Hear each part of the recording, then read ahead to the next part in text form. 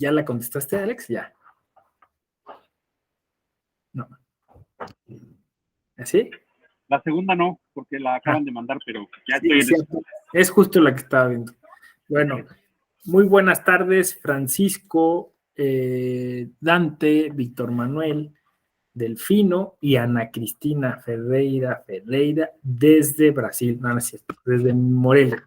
Y con esos apellidos a poco no parece que viene de Brasil, pero no, está en Michoacán. Jorge, hola, buenas tardes. Bueno, vamos a iniciar esta doble sesión hoy y mañana. Lo siento, Casael, hola, van a estar conmigo 2 días. Voy a tener aquí el gusto de estar con ustedes. Y la clase es un mix, vamos a decirlo así, entre lo que llamamos constructivismo y complejidad, ¿no? Pensamiento complejo. Y claro, en el marco de lo que implica el trabajo de la epistemología jurídica destinada a lo electoral. Veo además con gusto que bueno, a veces sucede, ¿no? Que algunos diplomados hay personas que los están tomando, pero nadie estuvo en la mañana, ¿verdad? Nadie toma el diplomado de pensamiento crítico, ¿no? Entonces eso también permite que hagamos algunas conexiones, algunas articulaciones que puedan aprovechar la clase. Fíjense que se me ocurrió apenas ayer en la clase de docencia aplicada al derecho del Centro de Estudios Administrativos y Fiscales del Tribunal de Justicia Fiscal y Administrativa, bueno, ahora Justicia Administrativa, una metáfora que puede servirnos para adentrarnos en este tema del constructivismo, ¿no? Y luego vamos a analizar también ampliamente el tema. Vamos a empezar con constructivismo, si nos da hoy, y mañana nos trasladamos a todo lo que tiene que ver con esquemas de complejidad. Bueno, entonces, la metáfora, la propuesta es la siguiente, fíjense. Yo puse un tuit que decía algo así como que la pedagogía, pero esto lo vamos a aplicar, sí, pues se puede aplicar en muchos espacios, pero bueno, o sea, decía yo, la pedagogía debe ser como una fiesta de traje, donde el profesor es el que pone la casa. Ahí está toda ¿no? la explicación, pero la vamos a desarrollar, ¿no? ¿Qué es lo que de manera muy intuitiva se entiende por constructivismo, ¿no? Se entiende justamente una semiósfera, un espacio en donde diversos factores coexisten, pero obviamente hay un elemento personal, hay un grupo de personas que también están funcionando, como diría Luhmann, a su vez como observadores y como observados, ¿no? Es decir, está habiendo este doble ejercicio de intercomunicación, por llamarlo así, y de interconexión.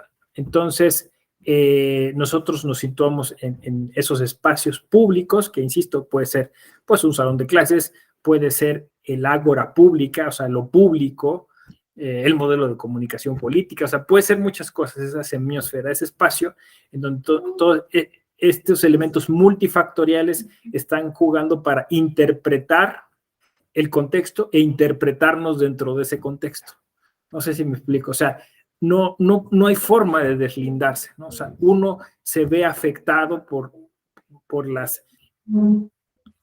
Creo que es un lugar común, a veces no me gusta citarlo mucho, pero Ortega y Gasset, ¿no? Soy yo y mis circunstancias, si no las salvo ellas, no me salvo yo. Básicamente estamos atravesadas por una serie de circunstancias que nos llevan a identificarnos y a concebirnos de un modo, ¿no? Todo esto es epistemología, si se dan cuenta, ¿no? O sea, estamos haciendo este juego a veces de manera inmediata y de manera automática. Estamos,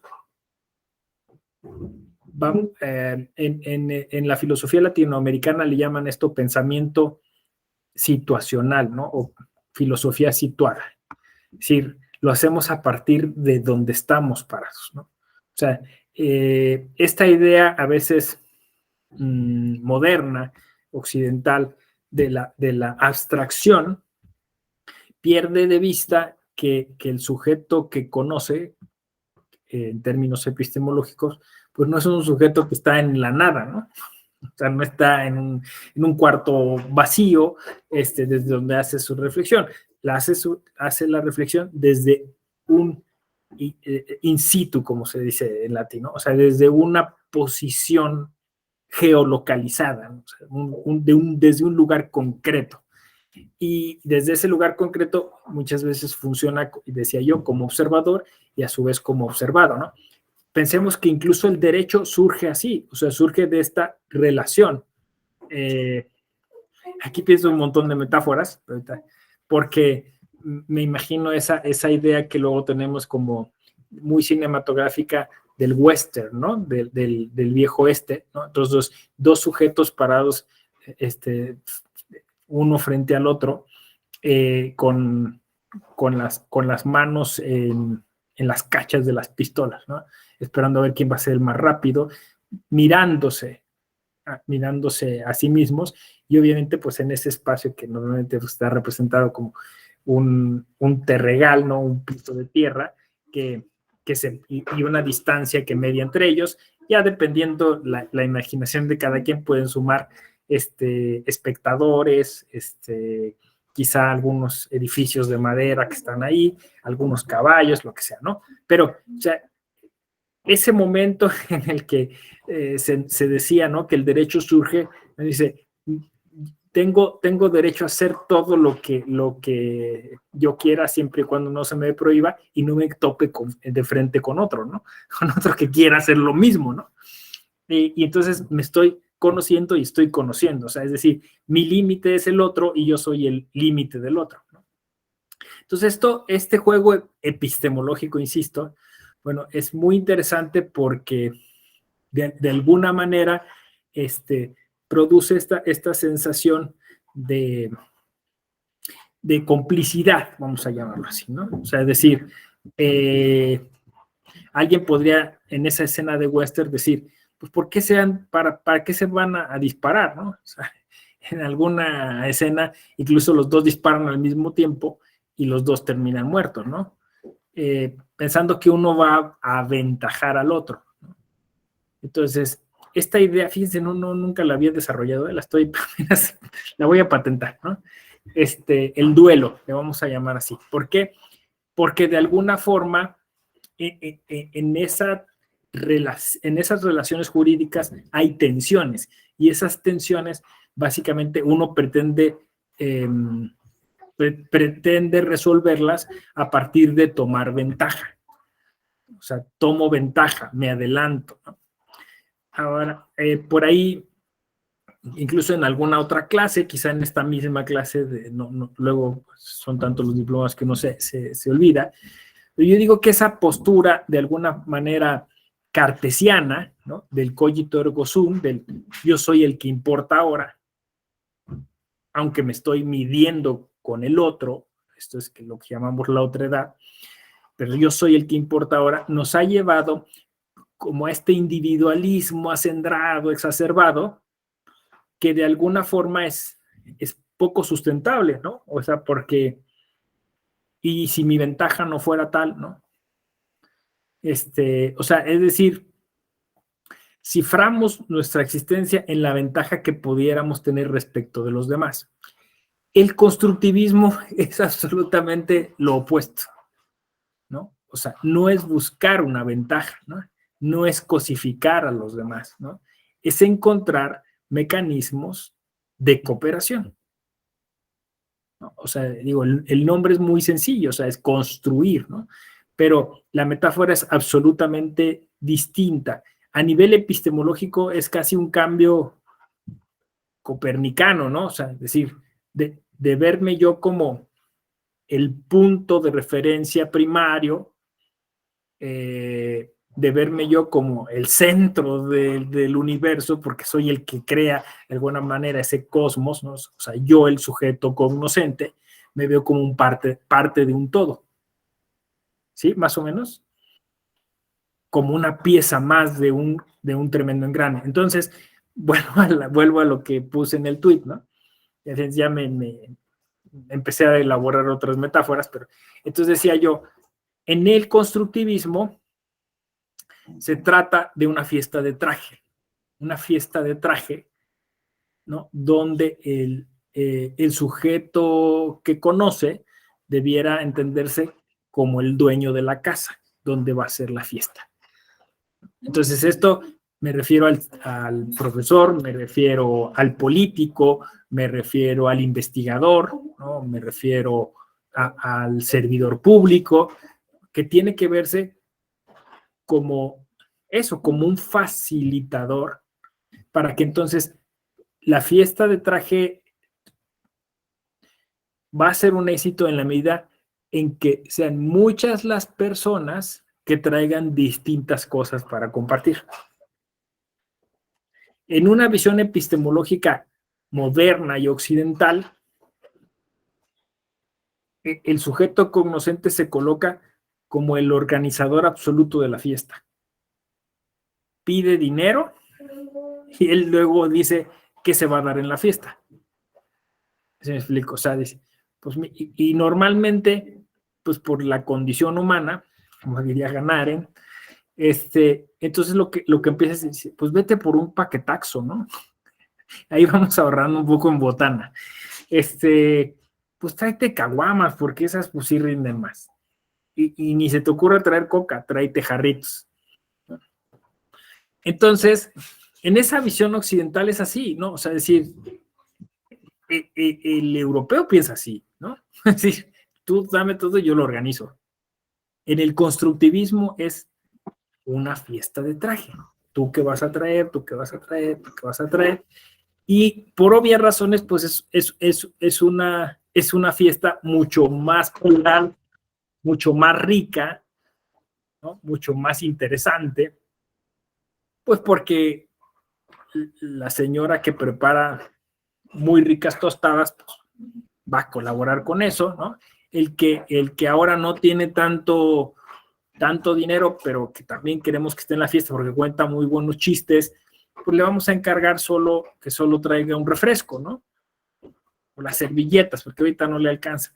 Y la persona que ahorita que le ha ido muy bien en su trabajo y que está pues así muy contento porque le pagaron un buen dinero, pues dice, voy a llevar 3, 4 guisados. ¿Sí? Más o menos. Entonces, o sea, la metáfora puede trabajarse mucho así, ¿no? O sea, a partir de esa fiesta de traje, ¿no? Fiesta de traje. Entonces, fíjense, en ese contexto que yo entiendo a veces se dice, o sea, esto que las metáforas situacionales o geográficas, ¿no? Hay que pasar de algo vertical a algo horizontal. Es real, ¿no? O sea, de pensar, alguien tiene la razón, alguien impone la razón a los demás. O sea, lo que llamamos pensamiento ilustrado es, entre todos construimos la verdad, entre todos accedemos al conocimiento. Todos y todas empezamos a aportar algo para la generación de lo que llamamos sociedad civil. O sea, sí ven la diferencia, incluso en términos epistemológicos, o sea, hasta en términos geométricos, ¿no? Porque lo vertical, pues, es un vector descendente, ¿no? Lo horizontal, pues, incluso mañana que vamos a hablar de complejidad se va a poner muy interesante eso, ni siquiera en términos planos, ¿no? De la matemática o la física euclidiana, sino en términos incluso de una tercera o cuarta dimensión. Es decir, no es, o sea, es que yo me lo estoy imaginando así como un gráfico, ¿no? O sea, mientras que lo vertical es alguien que da una instrucción, que da una orden, incluso el derecho visto así, ¿no? Como el silogismo. Entonces, si tú lo volteas así, entonces ya tiene profundidad. Esa es la tercera dimensión, ¿no? Entonces, si se fijan, trasládenlo, insisto, a lo que quieran, ¿no? Forma de gobierno, participación política, docencia y pedagogía, ¿no? Entonces, es el profesor que está aquí y los estudiantes que están así, y entonces esta verticalidad, y cuando entonces lo haces horizontal, entonces el profesor ya no ve de arriba hacia abajo, ¿no? Ve hacia adelante, ¿no? O sea, ve, es más, o sea, hay una sensación incluso en términos semióticos de mayor igualdad, de mayor equidad, y eso genera y fomenta más participación, por obvias razones. Entonces, el constructivismo, vamos a decir así, es un modelo epistemológico. Es un modelo epistemológico a través del cual, en lugar de mirar vectorialmente, miras dimensionalmente, ¿no? Miras, incluso en términos geométricos, ¿no? Es como en una línea que, pues, insisto, es plana frente a quizá a una realidad cúbica, ¿no? O sea, insisto, con profundidad. Mañana que hablemos, por ejemplo, de complejidad, veremos pues que esa profundidad, esa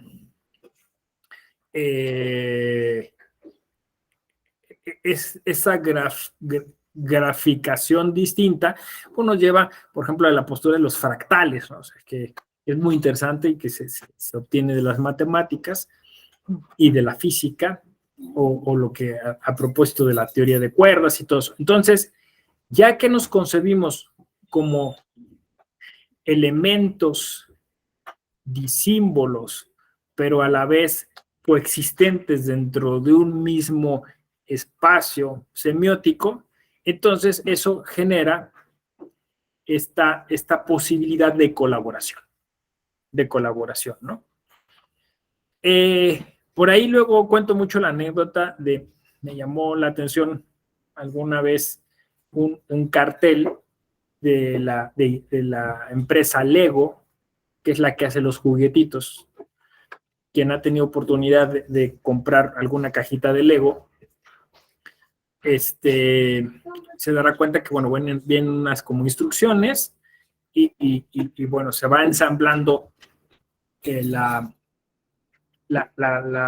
pieza en cuestión de acuerdo a una serie de pasos, que justo así funcionan los fractales. Y entonces me llamó la atención un cartel que decía Lego Play Seriously. Si quieren, luego lo checan, ¿no? Lego Play Seriously. O sea, la traducción así sería algo así como juega Lego de manera seria, ¿no? O juega Lego con seriedad. Y entonces ya, pues, me impuse un poco más de la información que venía en el cartel, me metí a las páginas de internet, tal. Entonces resulta que hay toda una metodología impresionante y esta empresa hace talleres que se basan justo en el constructivismo, pero literalmente en el constructivismo. La gente arma distintas piezas, y después, o sea, primero en pequeños grupos, después grupos más amplios, hasta que finalmente se unen todos los asistentes o participantes y arman una ciudad. Entonces tú puedes llegar al taller, quizá armar, no sé, pequeñas piezas, no sé, un cartero en su bicicleta, una señora con un perro, un policía, ¿no? Y al principio no tiene tanto sentido, ¿no?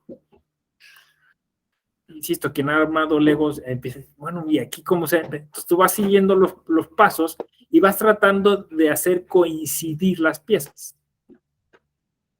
Entonces ya tienes tú eso y te juntas con el vecino. ¿Y tú qué tienes, no? Ah, pues yo tengo un jardín. Ah, pues mira, ahí en ese jardín queda bien mi señora con el perro, ¿no? Y entonces, yo tengo un árbol por allá.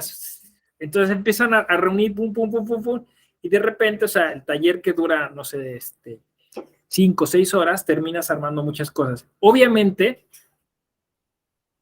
esto es curioso, ¿no? Porque piensen ustedes este ejercicio, ¿no? Aunque, o sea, hay piezas específicas que tienen que embonar unas con otras, ¿me explico? O sea, no, al final, pues, la señora tiene el perro, ¿no? No viceversa, o sea, no el perro está parado y lleva a la señora con una correa, ¿no? O sea, digamos, hay una lógica intrínseca, pero también hay mucha liberalidad para colocar las cosas y que la gente empiece a tener consensos, ¿no? Por ejemplo, ¿dónde colocamos el banco?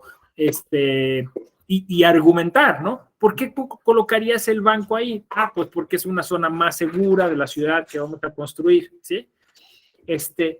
Y entonces, fíjense, de manera muy, muy intuitiva estamos como abordando el tema del constructivismo. Literalmente se trata de construir escenarios que van siendo conjuntos y que van siendo concéntricos, ¿no? Es decir, empiezas de ti, pero paulatinamente se va enriqueciendo en la medida en que tú vas logrando acuerdos con otras personas. Y entonces, esto se va enriqueciendo en la medida en que se van viniendo más personas. Ahora, si alguien ha ido a alguna tienda de Lego, se dará cuenta que justo en el centro de estas tiendas tienen como una isla y venden muchas piececitas sueltas, ¿no? Muñequitos sueltos, todo, porque bueno, pues las cajas los tienen que armar pues más o menos de acuerdo a las colecciones, ¿no? O sea, pues está la colección, no sé, de Harry Potter o de Star Wars, ¿no? Y si también ustedes han tenido la oportunidad de ver la película de Lego, estos mundos interactúan. O sea, hay una postura política y democrática detrás del Lego. En las películas vemos, o sea, cómo se pasa de un mundo a otro, por decirlo así. Yo incluso creo que de alguna forma Lego es precursora de algún modo de esto que llamamos los multiversos, ¿no? Que mañana vamos a ver con el tema de la complejidad. Pero no nos adelantemos, o sea, estamos todavía en el constructivismo. Entonces, literalmente, Lego hizo del constructivismo una marca, una patente, ¿no? O sea, hizo una manera de jugar, que esto es muy importante porque de alguna forma el constructivismo es sumamente lúdico, ¿no? O sea, es decir, hay algo de divertido, ¿no? O sea, yo empecé incluso diciendo, se trata de una fiesta. Y de alguna manera, como modelo epistemológico, resulta más coherente, más sensato, más humano, no sé, pensar en esos términos que pensar o sea, en los términos, vamos a decir así, estructurados, acartonados, de otros modelos, ¿no? De otros modelos incluso societarios, ¿no? Al final, pues o sea, es un modelo. Alguien puede decir, no me gusta el constructivismo. De hecho, incluso ustedes si indagan de manera autodidacta, verán que hay algunas críticas al constructivismo, ¿no? Quizá una de las más fuertes es que para que el constructivismo se dé, pues tiene que haber más o menos una igualdad o una equidad entre los participantes, ¿no? O sea, si la distancia es mucha, pues entonces o la diversidad es mucha, pues es más complicado ponerse de acuerdo, ¿no? Y además, salud, Ana Cristina. Además, pues tiene que haber como un espíritu colaborativo, una vocación para eso. O sea, es decir, no caben en estos modelos, pues, vamos a decirlo así, perfiles autoritarios, ¿no? Dicen, así se tiene que ser como yo digo, ¿no? Es decir, se tiene que tener una capacidad de negociación. Aquí ahora en México, pues hablamos mucho de, en América Latina en general, de medios alternos de solución de conflictos. O sea, hay que tener una actitud compositiva, hay que ceder. Oiga, es que yo ya había aquí construido esta calle y ahora me dice que va a venir aquí a poner un edificio. Sí, pero mira que el edificio está bien, pues, ¿no? Es jugando, obviamente, ¿no? Pero bueno, hay muchos juegos que llevan después a disputas tremendas y la gente se pelea y todo, pero bueno, o sea, vamos a suponer que, o sea, estos son modelos, me refiero al Lego, que sirven para ensayar otras, o sea, ¿quién contrata los servicios del Lego para estos talleres? Pues empresas que quieren fomentar el trabajo colaborativo, ¿no? Que quieren impulsar el trabajo en equipo. Fíjense que nosotros, los mexicanos, no sabemos trabajar en equipo. Traemos unos vicios bien introyectados desde la escuela, ¿no? Y nos cuesta mucho trabajo, ¿no? O sea, se arma el equipo y trabaja uno, ¿no? Y los otros lo están allí atosigando para que trabaje, y al final siempre hay 2 o 3 que no trabajan nada, ¿no? Y bueno, ahí tienen que decir, pero súmame, pon mi nombre. Entonces, no sabemos trabajar en equipo, porque el chiste no es como cumplir, ¿no? Sino el chiste es la experiencia de trabajar, de colaborar, o sea, dejaste de aprender. Es lo que no entendemos, ¿no? O sea, es decir, hay como una idea pues de hacer creer que estuvimos participando cuando el maestro no gana nada, ¿no? El profesor, la profesora no gana nada. ¿Qué gana? O sea, el que perdió la oportunidad es la persona que pudo haber participado en ese ejercicio colaborativo y pudo haber aprendido algo. Entonces, simular que estuvo ahí sin estar, el único afectado es esa persona y cree que engaña, pero el que se engañó es a sí mismo, no sé si me explico. Y eso pasa en todo, en la política, en la administración pública, ¿no? Entonces, hablar de constructivismo es hablar, voy a usar los conceptos que me encanta usar, y casi en todos los diplomados salen, porque yo sí me digo constructivista, ¿no? Radical. Se trata de sinergias. Es una palabra que me gusta mucho, ¿no? Porque es una palabra que es como activa, dinámica, ¿no? Entonces, este modelo epistemológico se basa en sinergias. O sea, no se dice, yo conozco y por tanto entonces tengo ventaja, como decía yo, ¿no? Sobre ti, ¿no? O sea, es una sinergia, ¿no? Yo estoy conociendo y tú estás conociendo y ya ambos estamos aprendiendo, ¿no? Entonces, otra palabra que me gusta mucho es articulación, ¿no? Se articulan cosas, se compaginan cosas, ¿no? Entonces, cuando se articulan, también es un concepto flexible y dinámico y movible, ¿no? Las articulaciones del cuerpo, pues sirven para que haya movilidad, para que 2 partes de nuestro cuerpo tengan la capacidad de estar juntas, pero a la vez cumplan con su función de manera separada, ¿no? Entonces, tú puedes ver o sea, la articulación sirve para unir, pero sin, digamos, diferenciadamente, ¿no? Sin disolver la unión, ¿no? Sino justamente diferenciando cada cosa, ¿no? Simbionte, simbiótico, ¿no? O sea, también esa palabra, si se fijan, muchas de estas cosas se las hemos robado a la biología o se las hemos robado a otros saberes,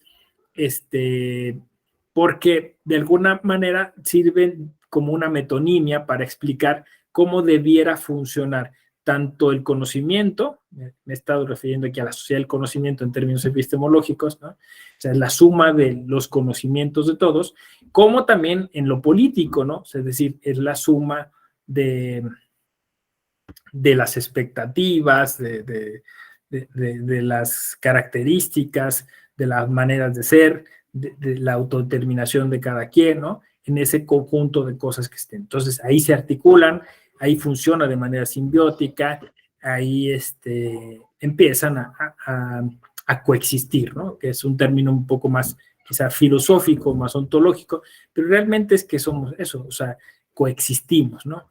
Coexistimos y entonces en la medida en que a esa fiesta de traje vengan más personas, pues la fiesta se hace más interesante, ¿no? Se hace más entretenida, ¿no? Y claro, conflictos los va a haber, ¿no? Porque pues a lo mejor alguien ya puso reggaetón y a alguien no le gusta, ¿no? Entonces, pues no hubieran invitado al que puso reggaetón, ¿no? Bueno, ¿qué podemos hacer, no? O sea, ¿cómo diversificamos la música, no? O sea, ¿cómo hacemos para que todas las personas que están en la fiesta la disfruten al máximo, ¿no? No sé, me explico. Porque al final, si el que pone reggaetón insiste en solo poner reggaetón, pues se va a ir la gente, se va a quedar solo. Pero viceversa, ¿no? El que dice, ay, cómo odio el reggaetón, me voy de la fiesta. ¿Ven? O sea, la metáfora está interesante, por eso la he estado trabajando esta semana. Pero creo que es eso, o sea, lo que estamos aspirando como democracia, creo que, fíjense, no, es una democracia constructivista, ¿no? O sea, no una democracia de discurso o aparente, sino una democracia sustantiva requiere necesariamente constructivismo. O sea, requiere de estas técnicas que permitan la negociación, la articulación, ¿no? El entendimiento, la comprensión, la suma de diversidades, y por ahí, o sea, se puede ir explorando cuáles son, pues, algunas de los conceptos que están ligados a esto del constructivismo. Por cierto, porque yo prometí decirlo, sí hay unas críticas, decía yo, la crítica quizá más feroz hacia el constructivismo, me quedé en eso, decir de que se necesita que haya gente que tenga la vocación para colaborar y compartir y no cabe el autoritarismo, pero esa no es la crítica más dura. La crítica más dura es que de alguna forma el Estado y las instituciones y lo que de alguna manera tiene que demostrar cierto liderazgo, dicen los críticos del constructivismo, puede diluirse. Me voy a explicar, ¿no? O sea, se dice, bueno, pues a la sociedad le toca ahora resolver sus conflictos, entonces yo ya no me preocupo por la administración de justicia. Ya no voy a poner tribunales, ya no voy a hacer nada, porque la gente ahora, de manera constructivista, va a construir sus propios escenarios para resolver conflictos. Y se lava las manos. ¿Sí? Más o menos, ¿no? Ahora se trata de participación política, pues háganlo ustedes, ¿no? Ahora se trata de procesos de paz, de la búsqueda de la verdad, ahora hagan resiliencia, ¿no? Aguanten, apoquinen. O sea, entonces, la gran crítica es que el constructivismo termina siendo como en un contexto de liberalismo político contemporáneo, termina siendo la enésima forma en la que el Estado se desresponsabiliza, ¿sí? Más o menos. O sea, deja de cumplir con sus compromisos, ¿no? Entonces, claro, yo por ahí apenas es donde me estoy explorando, porque en estos últimos días que se ha estado hablando mucho de democracia, ¿no? Porque, pues, digamos, por todo este fenómeno como de retornos de ciertos autoritarismos, de ciertos populismos, ahora justo lo que sucedió en Italia y estas cosas. Entonces, pues volvemos, ¿no?, a la pregunta, ¿será efectivamente la democracia el mejor modelo? O sea, o como dicen, el menos malo. Y de verdad, o sea, no ha habido, o sea, no ha habido algo que se le equipare, ¿no? Pero por ahí curiosamente, bueno, empiezan a decir o a recuperar algunas de las propuestas políticas que tienen que ver mucho con la epistemología, de dónde está lo político. Por ejemplo, que resulta interesante, se ha convertido como en una especie de término peyorativo, pero los anarquismos, ¿no? Que además son muchísimos, ¿no? Porque no nos hemos dado como el tiempo de analizar. No digo, no quiero decir que con esto transitemos hacia una anarquía en lugar de una democracia, ¿no? Pero lo que sí quiero decir es que quizá no hemos explorado el potencial que tenemos como sociedades a partir de esto que pudiéramos plantear como procesos de autopoiesis, ¿no? Procesos autopoyéticos, ¿no? Entonces, porque en el constructivismo es muy importante que los participantes asuman un grado de responsabilidad e incluso de liderazgo. Es deseable, ¿no? Es decir, lo que llamamos hoy empoderamiento. Entonces, no es de llévenme, ¿no? Acarréenme. Yo voy a donde me digan, yo estoy con la mayoría, ¿no? No, o sea, aquí se trata, es decir, yo quiero esto. Y para eso se requiere un mínimo de conocimiento político, no sé si me explico, o sea, algunas bases, principios de ética, ¿no? O sea, se requiere que las personas tomen conciencia de, y que este es un poco el tema de lumpen que tenían los marxistas, ¿no? O sea, ¿qué hacemos con esas personas pues, que van como borregos, ¿no? ¿Qué hace? Y es un tema ahí muy importante, ¿no? Aquí entonces la cuestión es cómo hacemos para esa, así decían los marxistas, la toma de conciencia respecto de lo social. La toma de conciencia era básica y fundamental. Curiosamente, quizá ahí se asocia, por eso le llamaban filosofías de la sospecha. La toma de conciencia es un ejercicio psicoanalítico, ¿no? Junto a Marx encontramos a Freud. Los tres filósofos de la sospecha, Marx, Nietzsche y Freud, ¿no?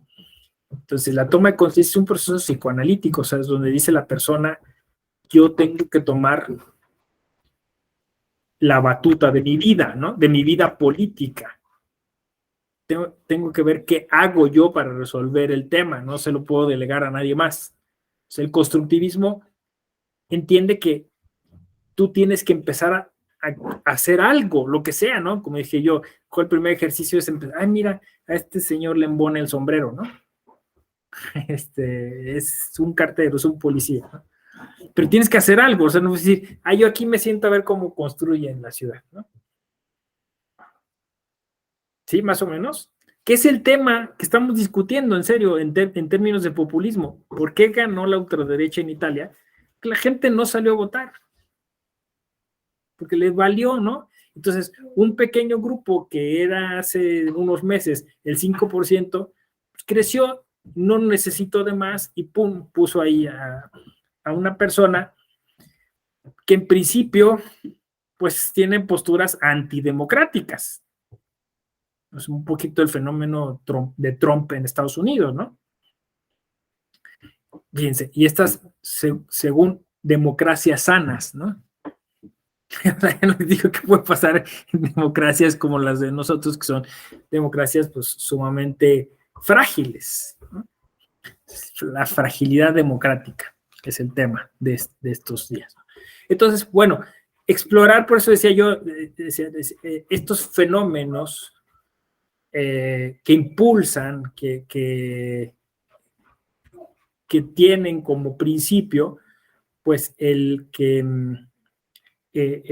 las personas tengan este movimiento interno, decía yo, autopoiesis, se conciban como un sujeto cognoscente, como un sujeto participante, como un sujeto, dicen, me gusta mucho en didáctica y pedagogía usar el término discente, casi no se usa, y odio que usen el término alumno, alumna, porque significa el que necesita recibir luz, ¿no? O el que no está privado de la luz, ¿no? El que va a ser alumbrado. Entonces, o sea, quien es constructivista no puede decirle a los estudiantes, alumnos, ¿no? Parte del hecho que los va a iluminar, los va a alumbrar, ¿no? El que es constructivista entiende que todas las personas, en menor o mayor medida, van a contribuir con algo. No tienen que llegar a un nivel, no tienen que alcanzar un tipo de escalón, no. Todos donde están van a contribuir de alguna manera. Ese es el constructivismo. Allí hay otras críticas, ¿no? Entonces, claro, ¿qué vamos a hacer? Pues con los estándares, con los parámetros, ¿no? Porque lo mejor es lo mejor, ¿no? Es decir, hay algo que es lo mejor. Sí, pero ¿y ese modelo quién lo estableció? O sea, ¿quién dice que eso es lo mejor o que es lo correcto, que es lo justo, ¿no? Eso es lo que estamos discutiendo. Porque a lo mejor para esa persona lo justo es distinto. Y entonces volvemos al tema de cómo el constructivismo es mucho negociar, hablar, dialogar. Espacios de diálogo. Y para eso, pues la gente requiere de herramientas para negociar, dialogar, argumentar. Entonces, esto es lo que yo les he estado diciendo en algunos diplomados, que les digo, junto al constructivismo lo que urge, pues es un tema de emancipación. Porque como decía Foucault, pues hay controles muy estrictos sobre los saberes, ¿no? Que genera la microfísica del poder, ¿no? O sea, es decir, al final es muy sutil, pero el poder se sigue concentrando en unas pocas manos, ¿no? A pesar de que nos llamemos democracias y eso, ¿no?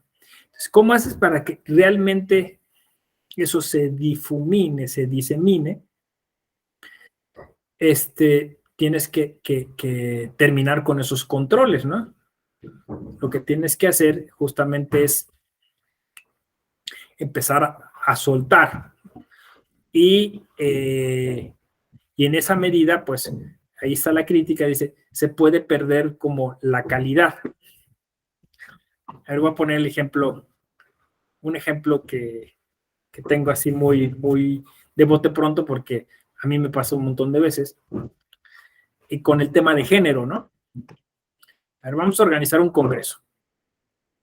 Y entonces empieza a armar las mesas, pues hay que meter pues, al menos a la mitad de mujeres, ¿no? O sea, en las mesas tienen que ser, porque se arman los congresos y pones de moderadoras a las mujeres, ¿no? Bueno, mejor ahora, ¿no? Antes ponían de decanes. Las pones de moderadoras. No, vamos a ser, o sea, radicalmente constructivistas y vamos a poner, o sea, el tema de la paridad, ¿no? Incluso si puedes poner más mujeres, pon más mujeres, ¿no? Porque si no, no van a tener espacio, no van a tener modo de empezarse a expresar, no van a poder tener modo de ensayar lo que están diciendo, ¿no? Y entonces, pues, no, pero ¿cómo pones aquí a esta licenciada o esta maestra cuando yo traigo aquí a un doctor? ¿Sí?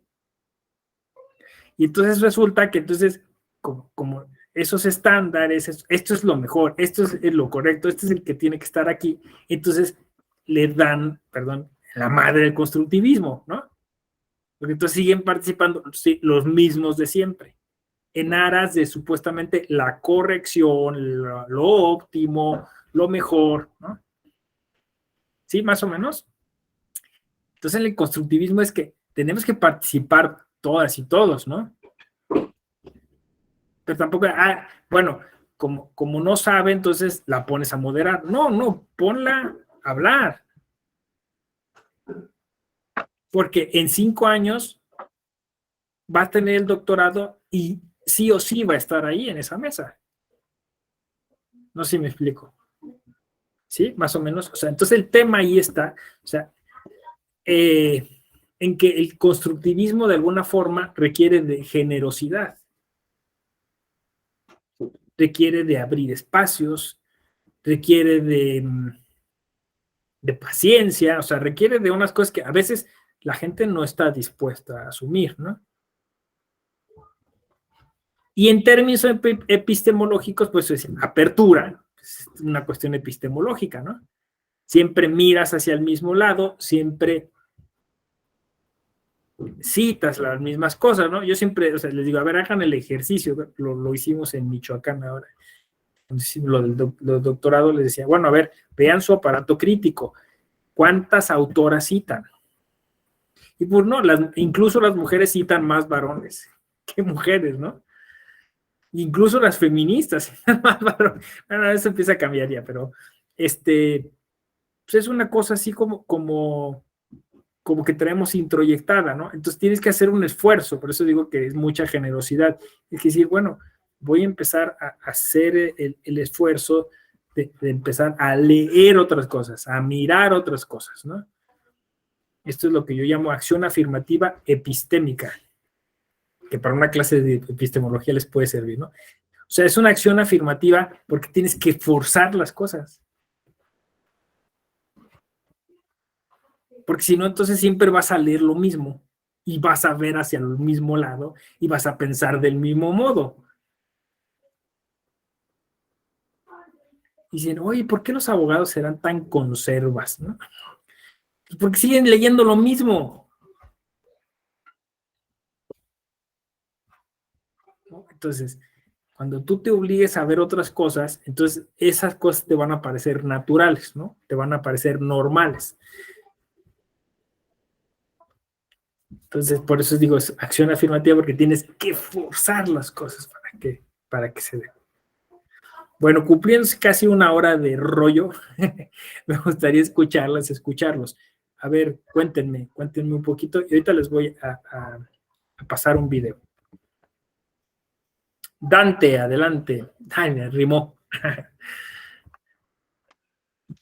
Buenas tardes, compañeros, compañeras. Me ha parecido muy ilustrativo y enriquecedor toda la clase. La verdad es que voy haciendo conexiones con varias analogías o varios esquemas que se iban acomodando al constructivismo.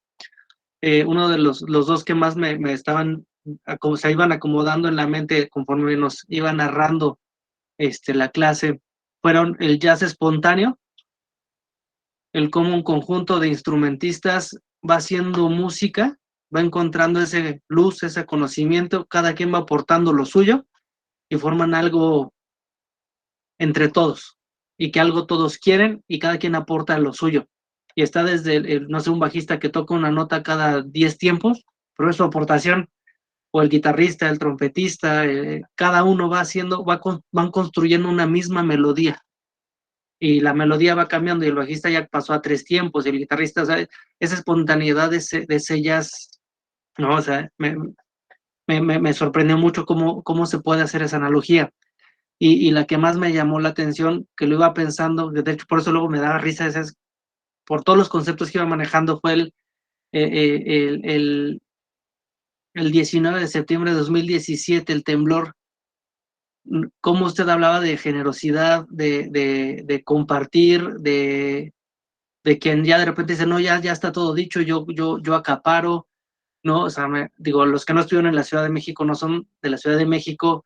Cuando sucede ese temblor, toda la gente que quería ayudar, todos querían ayudar, todos querían aportar, y al principio nadie sabía cómo ayudar, pero cada persona se fue acomodando en su forma de ayudar. Pues yo llevo aguas, yo llevo despensas, yo llevo tiendas de campaña, yo voy y pico piedra, y cada quien fue aportando lo suyo para aquí quizá no construir conocimiento, sino más bien reconstruir una sociedad o reconstruir emociones, corazones, no lo sé cómo llamarlo.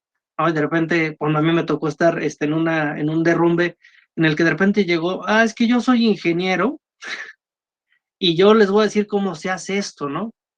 Y de repente pues, salió 2 militares que en 5 minutos de fuerza, literal fuerza bruta, quitaron una placa de concreto enorme, mientras el otro en ese mismo tiempo estaba pensando o explicando cómo hacerlo, ¿no?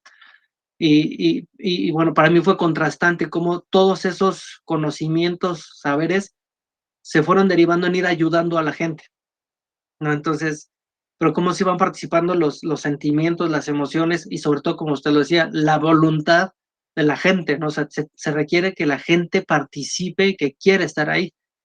Y eso también un poco lo llevaba a la democracia, en que también llegaba el momento en que cómo se iban a repartir los alimentos a los voluntarios, tenía que la gente estar con consenso, o qué iban a comer y qué se le iba a dar a los damnificados, o sea, pero todo se iba construyendo todo ese esquema espontáneamente, de tal forma que fue pues algo muy bello y milagroso, ¿no? Como desde el exterior de la República incluso vinieron brigadas del interior de la República, mandaran víveres, no sé, es muy, muy, muy interesante cómo, quizá no tiene que ver mucho con la construcción del conocimiento, pero sí me llamó la atención cómo se iba acomodando la forma en que participa la gente para construir algo.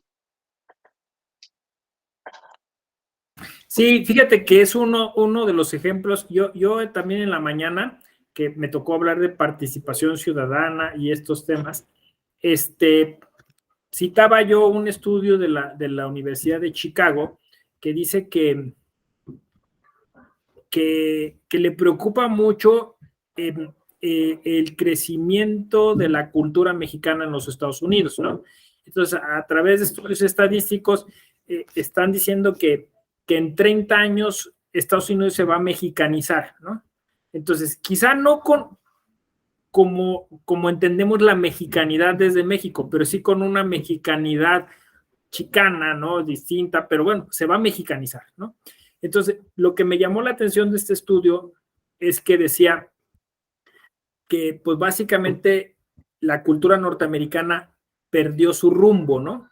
Porque la cultura norteamericana se construyó lo que llaman los norteamericanos el melting pot, ¿no? Una ensaladera. O sea, con muchas culturas que lograron lograron este orgullo nacional y tener pues la cultura poderosa que tiene, ¿no? Que conocemos, que sabemos, que se ha convertido incluso pues en una empresa colonizadora en el mundo, ¿no? Pero que eso se está perdiendo, o sea, que digamos, es esta exacerbación de lo que llaman pensamiento único, ¿no? Los populismos, la polarización, todo esto está llevando a que los norteamericanos desprecien la diversidad, a pesar de que surgieron de la diversidad, ¿no? Entonces, la cultura que está cumpliendo ese papel es la cultura mexicana, que se está convirtiendo en una cultura aglutinante, o sea, que tiene la capacidad de adaptarse y absorber, ¿no? Entonces estamos especulando si lo que tú dices, Dante, si habrá un área de oportunidad que no hemos detectado en nuestra manera de ser mexicanos y mexicanas, ¿qué es eso, no? Que es solidaria, que es aglutinante, que se adapta, ¿no? Que enfrenta todo y lo vence, ¿no? Y nos pueden pasar catástrofes naturales, crisis económicas, malos gobiernos, y ahí seguimos, ¿no? Seguimos en pie y siempre como con la esperanza de que este pueblo puede llegar a ser grande, ¿no? Incluso en muchas cosas somos grandes, ¿no? No sé, en el arte, en el cine, en la literatura, y yo siento que no nos la terminamos de creer, que hay un modelo social en ciernes, hay un modelo epistemológico, pero que justo por esta alienación que tenemos, por esta mala forma en la que, pues eso, en la que nos hemos educado, no logra destaparse más que en momentos muy críticos, ¿no? Entonces, no sé si se pudiera como racionalizar ese modelo y yo intuyo que tiene algo de constructivista.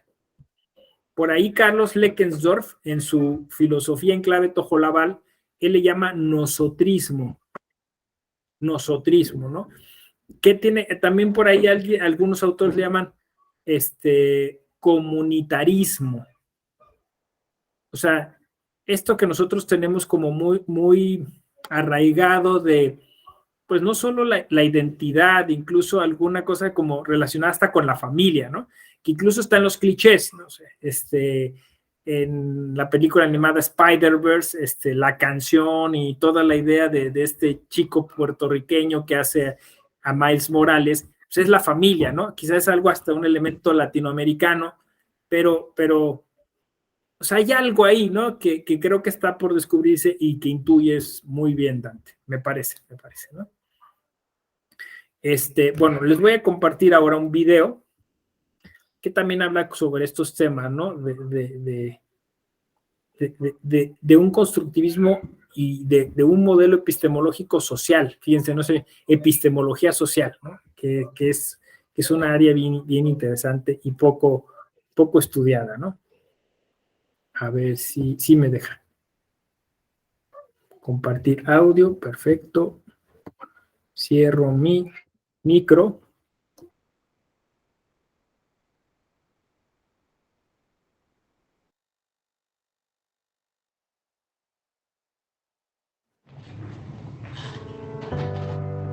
It's easy to put people in boxes. There's us, and there's them. The high earners, and those just getting by. Those we trust, and those we try to avoid. There's the new Danes, and those who've always been here. The people from the countryside, and those who've never seen a cow. The religious, and the self-confident. There are those we share something with, and those we don't share anything with. Velkommen. Jeg kommer til at stille jer nogle spørgsmål i dag. Nogle af dem kan godt være lidt personlige, men jeg håber, I vil svare ærligt på dem. Hvem herinde i rummet var klassens klovn?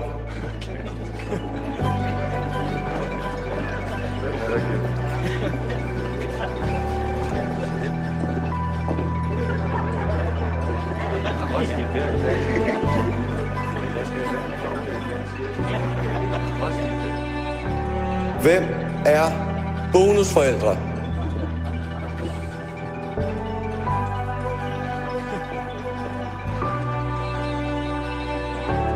And then suddenly, there's us.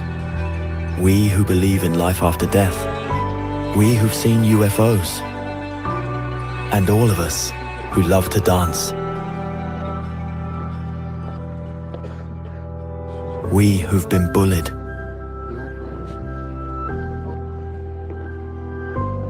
And we who've bullied others.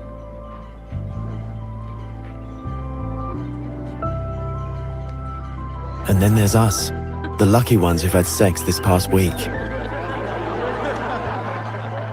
We who are broken-hearted. We who are madly in love. We who feel lonely.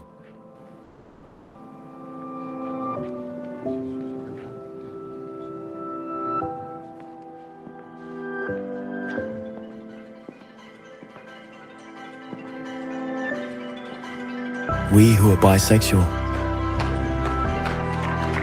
And we who acknowledge the courage of others. We who have found the meaning of life. And we who have saved lives. And then there's all of us who just love Denmark. So maybe there's more that brings us together than we think. TV2 Denmark. All that we share.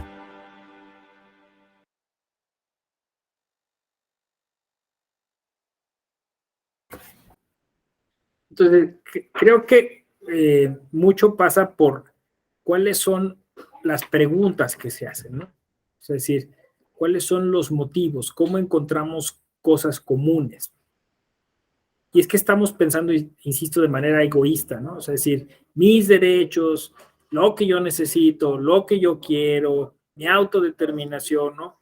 Y entonces perdemos una tremendísima oportunidad de enriquecernos todos los días, ¿no? Yo siempre pongo un ejercicio muy simple, ¿no? Aquí, en esta sesión virtual, hay alguien que necesita algo que alguien más se lo puede dar. No sé, por ejemplo, alguien dijo, tengo ahorita unos problemas gastrointestinales y alguien conoce a un gastroenterólogo maravilloso. Alguien dice, hijo, me va a gustar ver esta noche una serie y alguien le puede recomendar una serie. Y no lo hacemos.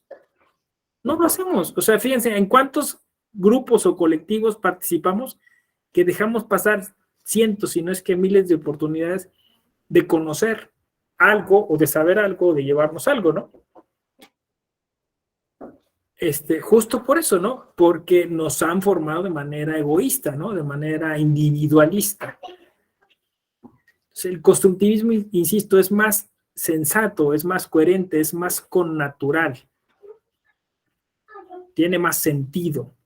¿Cómo ven este ejercicio de los daneses? ¿Qué les pareció? ¿Qué les llamó la atención del video? A ver, cuéntenme, anímense. Sean constructivistas.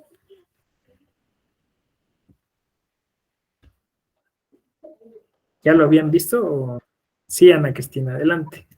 Sí, no lo había visto, pero yo creo que no solo los daneses, sino si esto lo aplicamos a nosotros, los mexicanos, creo que saldría casi igual, ¿no? O sea, yo estaba escuchando las preguntas y entonces creo que si estuviéramos también nos moveríamos en ese sentido. Quizá dice que bisexuales quizás saldrían más que uno, ¿no? Pero creo que sí, que la sociedad mexicana es muy plural y así como ellos, pues tenemos ese tipo de sociedades. Lo interesante de ello es que un punto importante es súper aceptarse y reconocer en el otro algo muy valioso. Creo que el pensar diferente, pues es precisamente la riqueza. Y si nosotros no lo practicamos o no nos conocemos mucho, pues difícilmente vamos a poder construir. Sí, qué interesante. Usaste una palabra que también debemos sumar como concepto en esto del constructivismo, que es reconocerse, y que es una palabra muy epistemológica, un concepto muy epistemológico, ¿no? Fíjense qué efecto produce el colocarle un guión, ¿no? Porque la utilizamos constantemente, pero si ponemos guión conocerse, ¿ven? O sea, es epistemología, ¿no? Reconocerse. O sea, esto literalmente significa volverse a conocer. Ya saben todo lo que implica, ¿no? Ese autoconocimiento. Porque, bueno, pues desde los griegos, ¿no? O sea, el gran reto epistemológico para Sócrates, cuando va al Paraninfo ahí, al oráculo de Delfos, y lee esa famosa frase, conócete a ti mismo, ¿no? Y lo entiende como casi un plan de vida, ¿no? O sea, es decir, algo que parece imposible, pero ¿cómo? O sea, soy yo, ¿no? O sea, yo me tengo todos los días para conocerme, para reconocerme, y no es tan sencillo, ¿no? O sea, y justo decir, me reconozco en los demás, ¿no? Un poco estos ejercicios que, por ejemplo, proponía Borges a través de los espejos. Por ahí me gusta citar mucho un relato borgiano que se llama La huida de Almotacim, ¿no? Que a mí siempre me ha llamado la atención ese relato, porque en ese relato Borges dice que el protagonista es un estudiante de derecho. ¿Y por qué? O sea, pudiendo escoger muchas profesiones, escoge a un estudiante de derecho, ¿no? Más o menos así dice el plot, ¿no? Es muy sencillo. Es un estudiante de derecho que pertenece a una clase alta y que por alguna razón se ve involucrado en una manifestación popular en un barrio pobre de la India, ¿no? Entonces este estudiante de derecho está ahí y de repente pues ve que se está manifestando por los derechos de otros y que los que están ahí, como en la India les llaman los intocables, que son las clases bajas, ¿no? Y entonces de repente hay una trifulca y el estudiante se encuentra corriendo, por eso se llama la huida, ¿no? Corriendo, no sabe si lo persiguen o él persigue a alguien. Y en esta confusión muy borgiana, muy surrealista, no sabe él si él es, o sea, un muerto que sigue corriendo, ¿no? Y que lo asesinó alguien de la clase baja, o él es el perseguidor de alguien de la clase baja, pues queriéndose ensañar con esa persona. Y bueno, el chiste es que Borges lo lleva a una especie de viaje espiritual, ¿no? O sea, al final te dice que él estaba buscando como pues esta ascensión, ¿no?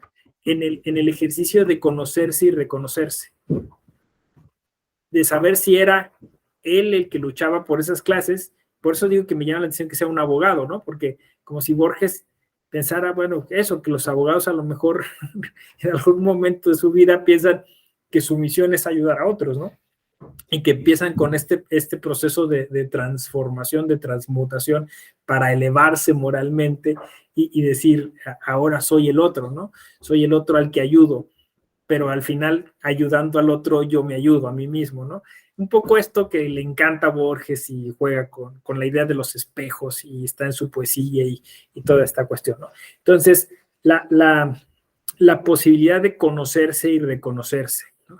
La posibilidad de ponerse frente a un espejo, que es la metáfora pues más fuerte sobre la conciencia, ¿no? Y decir sí soy yo, ¿no? O no me reconozco. En muchas películas pasa eso, ¿no? El enfrentarte al espejo que puede producir incluso algunas enfermedades mentales porque te desdoblas, ¿no? La esquizofrenia o todas estas enfermedades en donde te entiendes como alguien distinto a ti, no te aceptas como eres, ¿no? Muchos de estos procesos que tienen que ver con traumas y cuestiones no aceptadas, círculos sin cerrar, todo eso tiene que ver con una falta de capacidad para conocerte, para reconocerte y para reconocerte en los demás. Entonces, no es un asunto sencillo. Yo sé que a veces se manosea mucho esto de la otredad del otro, ¿no? Yo incluso propuse ahora el nosotrismo porque también hay un tema, ¿no? O sea, ¿y qué tal si yo estoy proyectando la otredad en el otro? O sea, yo estoy pensando que el otro tiene que ser con una serie de características que yo tengo en mi cabeza, ¿no? Cuando el otro se presenta en su propia realidad, en su ensimismamiento, yo lo niego porque yo quiero que sea como mi proyección en la cabeza, ¿no? O sea, yo quiero, por ejemplo, pasa con lo de género, ¿no? O sea, yo quiero que todas las mujeres sean la mujer feminista que yo en mi cabeza tengo, como debían ser todas las mujeres que de alguna forma son la otra, ¿no? No sé si me explico, ¿no? Y termino entonces generando un tipo de violencia epistémica respecto del otro, ¿no? Bueno, aquí yo creo que la literatura ayuda muchísimo. El teatro, Bertolt Brecht, por ejemplo, han explorado todas estas como ramificaciones de eso, ¿no? Bueno, dicen que Dostoyevsky, ¿no? Hay que leerlo para hacer estos ejercicios de otredad. Y insisto, es más el arte el que expone estas cuestiones, ¿no? Y que de alguna forma se podrían extrapolar a todos esos ejercicios epistemológicos, en los cuales, pues, como cito al tercer filósofo de la sospecha que no es Nietzsche, ¿no? Donde no te puedes como arrogar el derecho a decir que tú eres el salvador del otro, ¿no? Al fin, como estaba yo diciendo, quizá uno es el que termina siendo salvado, ¿no? O sea, un poco el ejercicio epistemológico más fuerte es el de la humildad. En el constructivismo o sea, esta horizontalidad significa ser humilde, ¿no? Significa decir, no sé de estas cosas y necesito del otro para que me lo venga a decir. Y esto, fíjense qué importante sería en muchos lugares de trabajo donde estas formas autoritarias que tenemos, este culto a la imagen, ¿no? Pues es que el titular del área, el señor tal, él sabe de todo. Y entonces pide cosas inauditas, impensables, porque cree saber de eso, ¿no? Cree saber, y como decían, para saber mandar hay que saber hacer las cosas, ¿no? y a veces no, ni siquiera saben hacer las cosas. Estos ejercicios autoritarios es por eso a veces una tremenda falta de humildad. Entonces ahí, digamos, esta epistemología transita hacia un tipo de ética, ¿no? El constructivismo es un planteamiento epistemológico, un modelo epistemológico, pero también es un modelo ético. Sí, se percibe a grandes luces, ¿no? O sea, cuando vemos este ejercicio danés, se ve perfectamente cómo ahí hay un afán ético, ¿no? Lo dijiste muy bien, Dante, o sea, es una idea de solidaridad, de ayuda, de construcción, ¿no? ¿Cómo ven? ¿Sí les suena? ¿Suena que puede ser así? Adelante, Dante. Bueno, ahorita me vino a la mente una serie que se llama For All Mankind, que trata de cómo el hombre, bueno, es una, no me acuerdo de la figura literaria, pero ¿qué hubiera pasado? Sí, ¿no? Si hubiéramos siguiendo, bueno, si el norteamericano hubiera seguido la búsqueda de buscar habitar en la luna. Pero está basada en hechos reales y parte fantasioso. Y lo que me llama mucho la atención, aplicado ahorita a la clase, es que van explicando cómo va participando un gran sinnúmero de personas de todos los géneros, razas, conocimientos, especialidades, para lograr un gran fin. Y sí, aunque hay gente que sabe más, reconocen que hay personas útiles para algo en particular y los usan para eso y aportan lo suyo. Y me imagino que de alguna otra manera la primera llegada a la luna fue de esa manera. Necesitas físicos, necesitas biólogos, ingenieros en materiales, en combustibles, o sea, un equipo tan vasto y tan grande de tantos saberes, conocimientos y ciencias, que si no se hubiera, pensaría que el modelo constructivista se utilizó para llegar a la luna. Se necesita de todos para poder llegar. Y así como eso, pues grandes proyectos, ¿no? Grandes empresas se han logrado de esa manera. Si no, cada quien no aportara su saber, su know-how, no se lograrían. Entonces, sí, y reitero, creo que va de lo mismo, o sea, y me vino a la mente por lo que decía usted de la humildad, la humildad y la sencillez para reconocerse cómo es uno y cómo son los demás. Y sobre todo establecer que en la parte humana hay un plano de igualdad, pero también en la parte de conocimiento hay quien sabe más que yo de una materia, yo sé algo más que otro, y que cada quien va aportando lo suyo para llegar a ese conocimiento o a la meta establecida. Sí, exacto, ¿no? Que es parte de lo que, o sea, de esta idea de la diversidad de inteligencias, ¿no? Es decir, conocemos de manera distinta y hay quien lo sabemos, ¿no? Es más memorista, más kinestésico, hay quien es más emotivo, ¿no? Entonces, si nosotros tratamos de homologar la manera de conocer, entonces sacrificamos que las personas pueden colaborar en la medida en que su inteligencia les favorece, ¿no? El acceso a un proyecto común. Entonces, efectivamente, o sea, el constructivismo partiría de la idea de que pues todos tenemos maneras de conocer distintas, ¿no? Y que de alguna forma, si apelamos a una especie, pues eso, de cuestión constructivista, tendríamos que preocuparnos por quien se está rezagando, ¿no? O sea, quien quizá no está llegando a entender algún concepto para poder avanzar en ese proyecto común. Entonces, regresar, ¿no? O sea, como un poco como en el lema de la película de los trolls, ¿no? Nadie se queda atrás, ¿no? O sea, hay que llegar todos a la meta, ¿no? Porque hoy la idea es pues, que lleguen los más aptos, lleguen los más fuertes, ¿no? Y de eso está plagado el cine, de ejemplos sobre pues estos ejercicios de constructivistas, de solidaridad, de que luego había ahí el elemento que parecía en un principio menos importante y termina siendo el más importante. Por ahí se propone un manual de de cine para hablar de estos temas de constructivismo social, Zootopia de Disney, ¿no? Por ejemplo, ¿no?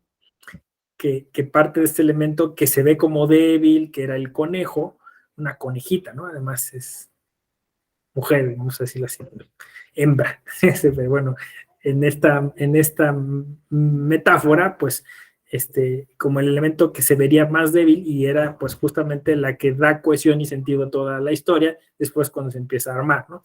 Entonces sí, creo que se trata de eso, voy a reiterar, como lo dijiste tú, Dante, de la humildad epistémica para reconocer que otros pueden tener algo que aportar siempre y que pues hay que mostrar esa apertura para poder tener la capacidad y las herramientas para integrar ese otro saber, ¿no?